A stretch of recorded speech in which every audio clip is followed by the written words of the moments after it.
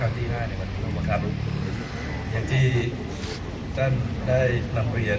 ท่านวัฒนธรรมจังหวัดลำปางครับท่านนายกเทศมนตรีนครลำปางท่านงานดิจิทัลอาร์ตนะครับรวมถึงงานศิลปะประดิษฐ์นะครับการพระประหลัดสมโพธิราธรรมโมนะเจ้าอาวาสวัดเชียงรายนะคะแล้วก็เรียนท่านรองผู้ว่าราชการนะครับจำนวน100ท่านนะครับ100ศิลปิน4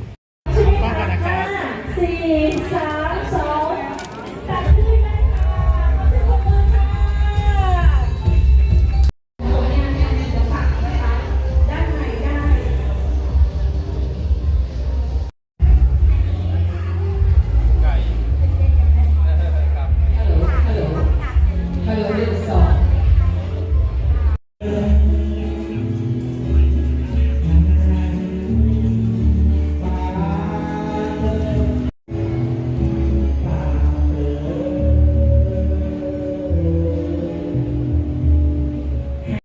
เ